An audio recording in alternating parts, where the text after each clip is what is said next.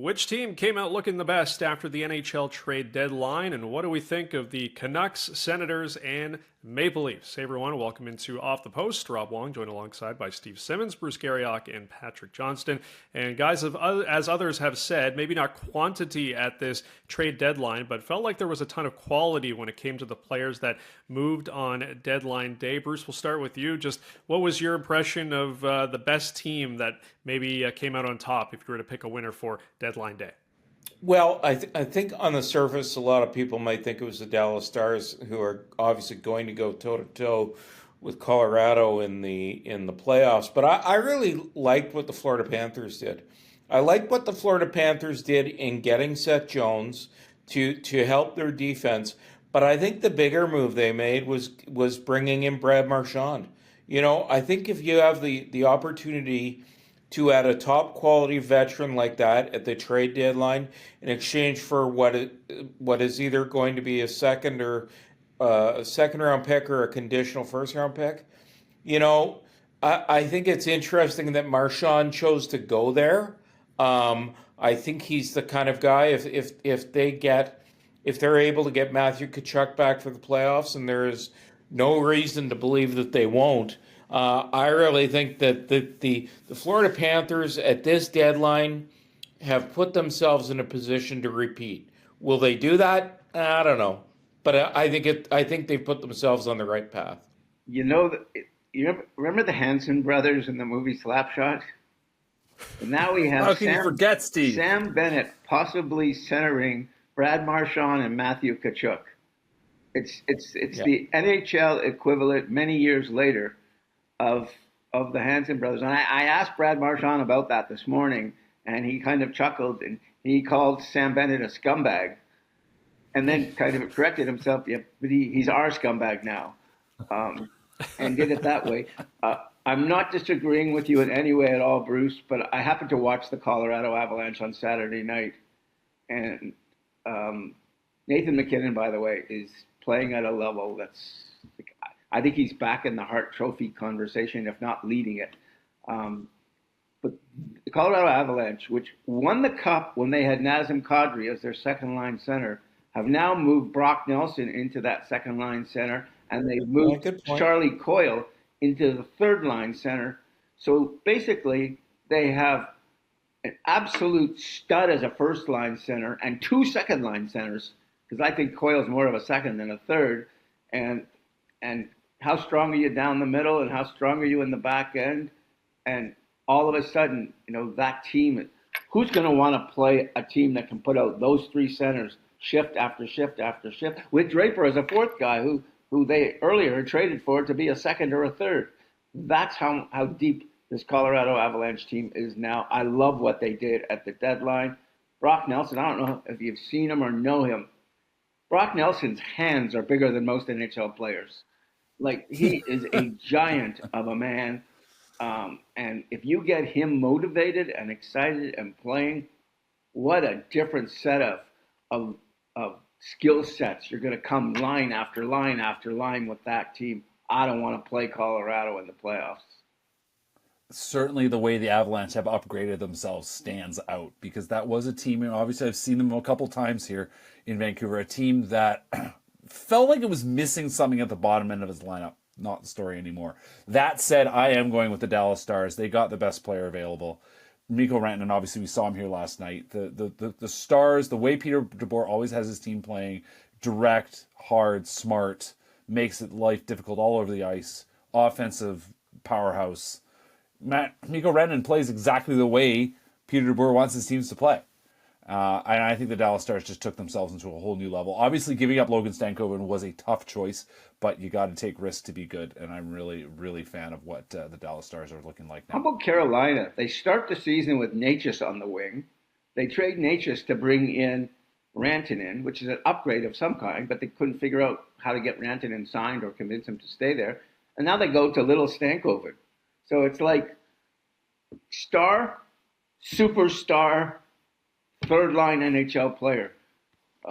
I don't know what's going on with Carolina, but that's about as badly as you can manage a situation. Well, I think, yeah. Go ahead.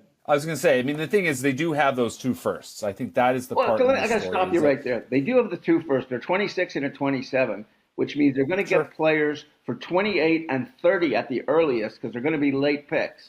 So that assumes they hold on to them. I think they're going to flip. I think they turn around and flip them. And you're right, Steve. In the moment, they downgraded for sure. I just think in the long run, it's worth watching to see if they're able to do anything. I'd like to have been in the meeting. I'd like to have been in the meeting with Rod Brindamore when they told him this.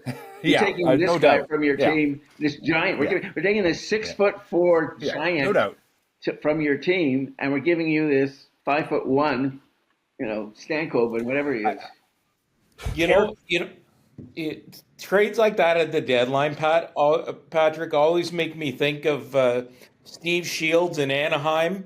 When Brian Murray traded Steve Thomas at the deadline, I go back way too far. Wow. So a reporter walks in the room, okay, and Steve Shields, without missing a beat, says, if you're looking for the second round pick we traded for Steve Thomas, he'll be here in 5 years. Yep. And if I'm not mistaken, Steve Thomas had a great playoff with Anaheim. Yeah, I think he did. Anyway, I completely forgot Steve Thomas. Anyway, the point, the thing I would be critical about Carolina was, listen, he can blame Dallas all he wants for dragging their feet to sort of basically make life difficult for them. If you didn't have the trades lined up, ready to go, you should have been able to turn around and flip them. And that, to me, is the thing that they misfired on. Because they'll make a nice trade in the summer, but they want to trade now. And you're exactly right. Rod Brind'Amour's going to be like, what are we even doing here? I don't know if you know the backstory on Rantanen, though, but when they made that trade with Colorado, Carolina was given permission to speak with Rantanen before they traded for him. Rantanen's camp basically said, don't trade for me. Like, I don't have any interest. They traded for him anyway. Well, when you're smarter, Bruce, than everybody else in hockey because you have all these degrees that say so, maybe the degree you should have had was a PhD in hockey management. Yeah, definitely interesting times with Carolina. But as you guys have stated, the trade tree for this one feels like it's going to be pretty lengthy. So we'll see how it plays out in the end. All right, let's talk about everybody's respective teams. And we'll begin with you, Patrick, in Vancouver, where I think a lot of people were wondering if Patrick Allvin would be busy on Friday, and ultimately he was not. Brock Boeser staying at Canucks, someone that was rumored to maybe be on the move. A very interesting post-deadline press conference by Allvin as well, saying that if you had heard about what we were offered by Brock Boeser, maybe wanting to run out of here. But what did you make of Friday, and what did you make of the non-moves by the Canucks?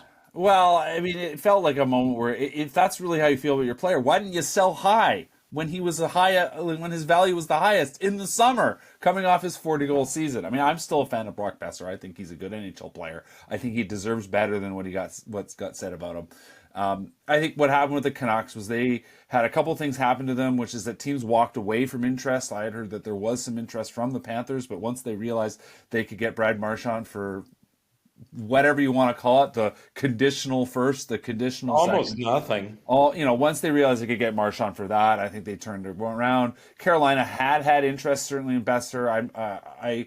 They certainly had some talk. There have been talks on and off between the two teams for a while. I'd rather have Boeser than Stankoven, by the way, just to point that out. Sure. I mean, it's certainly, anyway, in the end, I mean, maybe they could have had both, but anyway, they didn't end up, the claim being they didn't have the offers they thought they would get. And so that leaves you thinking, okay, well, did you guys just completely misplay? I mean, they didn't play their hand at all. Did they completely misplay their hand? They certainly have made interesting trades. There have been moments of smart movements in terms of how they've set up their roster. But right now, I mean, obviously they didn't go into the season expecting JT Miller would be a person they were trading away halfway through the year. So they are reeling a little bit from circumstances slightly beyond their control. That said, this is the risk that you take when you aren't trying to get ahead of the game in all facets. Jim Rutherford, we know, generally has always said, try to get ahead of the curve, try to get in the game. They made the big Marcus Pettersson trade in January, but they're left holding the bag. And there's for the second time in 3 years, I would say, we're sitting here looking at a team that made some really interesting trades, but you still think there was something missing. They didn't hit on whatever the other creative trade was going to be. And Yeah, exactly. We're now looking at a team that's going to try to stumble its way into the playoffs. Does have some cap space to play with next summer. You wonder what they might use it on. They need another top end center. They're probably going to want from Brock Boeser, but to get nothing for him in the long run, even if you don't use the pick that you might get for them, they've missed out on an opportunity to add something of value. Every year there's a team that you can't explain. And you think, oh, they got to be better than this, and they can't be this dumb, and they can't be this injury prone, and they can't be this great players having horrible years, and they can't be this guy we're going to have to trade, and we don't even know why. The Vancouver Canucks are a story, I know, unto itself. Ed Willis has written the history of the Canucks this year. He's 1 year early because there's a chapter that needs to be added to his book, and I think it might be the lead chapter of this season because it's almost unexplainable.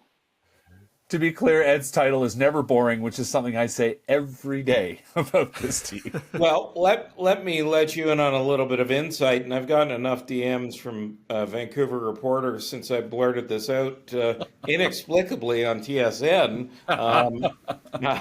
But I think the Ottawa Senators went far down the road with the Vancouver Canucks before they traded Josh Norris to the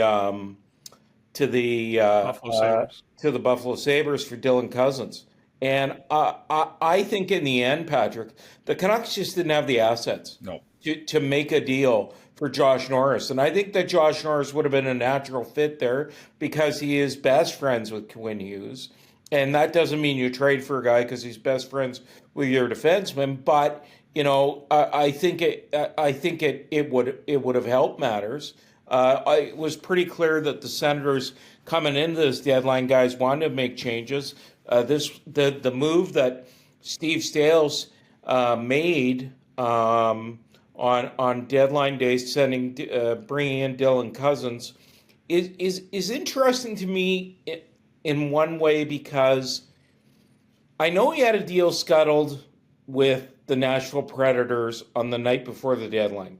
I believe, and Barry Trotz has denied it, I believe that part of that deal would have brought Ryan O'Reilly here. I know Ryan O'Reilly turned down Toronto wanted to dance with Ryan O'Reilly again at the deadline, and Ryan O'Reilly said no thanks. I think that a deal got scuttled there. I think that I don't know, Patrick, if Jim Rutherford or Patrick Alvin sent out an email, but I seem to think that was the case, saying, look, we're looking for a center. And I think that's how discussions between the Senators and Vancouver got started, because Ottawa, I think Stales picked up the phone almost immediately and said, I got a center. I'm open for business. Here in Ottawa, guys, they wanted to change their mix. And they changed their mix quite dramatically. They struck at the core, which I think they had to do because I just think too many guys here were too comfortable. And then they picked up Fabian Zetterlund from the San Jose Sharks, who I think is going to be a good addition, making his debut against the Red Wings. He may be the player nobody talked about the most, who will wind up having greater impact down the road. I've watched this team a lot this year. I don't know why, but I think I'm trying to. That's because you don't sleep. Part of it I don't sleep. Part of it I'm now obsessed with Celebrini, and so I want to watch Celebrini every night. And so I got to watch the guy the Senators picked up. He does stuff out there. He's got some game. He's got some skill level, and he doesn't do it all the time or every night, but he scores some pretty interesting goals and some exciting goals. He reminds me sort of a poor man's William Nylander. He's got that sort of flashiness in his game. And I think Senators might have pulled a fast one here in picking him up. Okay. Well, think about how much ice time he got, right? Like, you're playing on a terrible team. He got to do all kinds of things, try all kinds of stuff. I mean, what a great, if you will, apprenticeship for a player that's now going to go try to play in the playoffs. I mean, he is Steve's absolutely nailed it. William Nylander light type player, really fun. By the way, willing to go for it, By the way, trading a player to where his best friend plays Carolina did that when Rantanen's best friend is Aho. Yeah. How did that work out for them? Yeah. Okay, come on, Steve. Like, I hate when we have to blame Joe and Etobicoke, okay?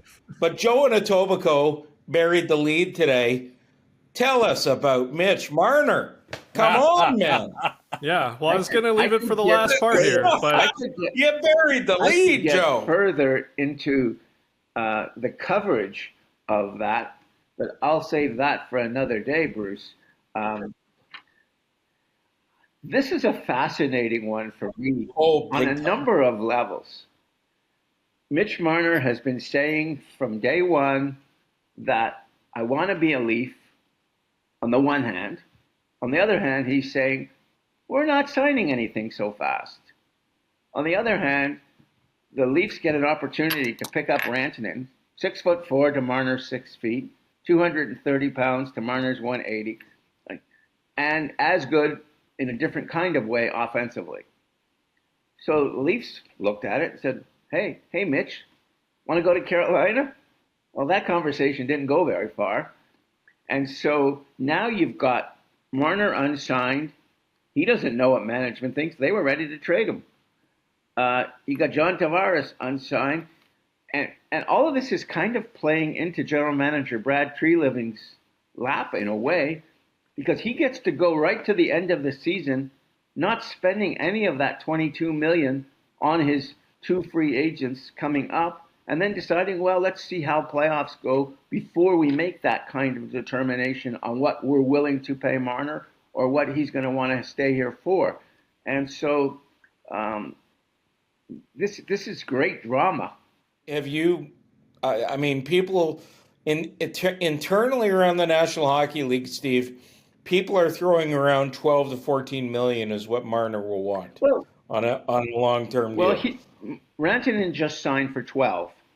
Now that's Dallas money, so it's more everywhere else. So somewhere I think it's between. See, I do the old Lou Lamoriello, Harry Sinden cut by payroll thing. Nobody makes more than Austin Matthews. Therefore, Marner can't make more than Austin Matthews. Therefore, once he made it? Sorry? So what's awesome? Somewhere between what he is now at basically 11 to 14, which is where Austin is, he'll come in somewhere there if that's what he wants to sign for, if he wants to stay in Toronto. I know Brad Treliving doesn't want to be beholden to the superstars the way they were in the Kyle Dubas era. And so with the cap going up and possibly salaries not going up as much, it leaves him some flexibility and some room to manipulate and maneuver without having handcuffs on and his feet tied together, which is what he did at this deadline, by the way. And I thought had an exceptional day under really, really hard circumstances. He needed a third line center. He needed a top 4 defenseman, and he didn't have anybody to trade. Like, he really didn't have anybody that anybody wanted. They didn't have a draft pick this year, so they didn't have that. So, and they didn't have any cap room. So other than having no prospects to trade, no cap room to play with, he wound up coming out of it with Scott Laughton and Brandon Carlo. I think that's about as well as you can do under the circumstances of having your hands tied together and your feet tied together by the previous general manager. And so the Leafs are now in a better position than they were a week ago, having that third line center, having that defenseman who can play with Morgan Riley. But when you look at what Florida did and you look at what Tampa did, it may not matter, because somebody's going out first round, just as Colorado and Dallas, somebody's going out first round. So all these teams who did amazing work, Dallas, Colorado, Toronto, Florida, Tampa, well, a bunch of those teams are going out early. And don't forget my heroes. Your heroes? Ottawa. Well, they have to get in first. Hey, you got to get into the playoffs before you can get eliminated. Hey, I just want Rob to mark this. We're at about the 19, almost 20-minute mark. You mark this, okay? Because you heard it here first. If Canada's team goes kerplunk in the playoffs again, Morgan Rielly will have suited up for his last game with the Toronto Maple Leafs. Oh, That's wow. what I think. Yes. Yeah. Big prediction there. All right. We'll definitely earmark that one and have to possibly revisit this. But I'm sure we'll be talking a lot about Mitch Marner as well. So I'm quite an really interesting sad that he didn't get traded. But story for another day, fellas. Absolutely. All right. As always, leave your thoughts in the comment section below. For Bruce Garrioch, Patrick Johnston, Steve Simmons, I'm Rob Wong. Thanks for watching, and we'll talk to you next time.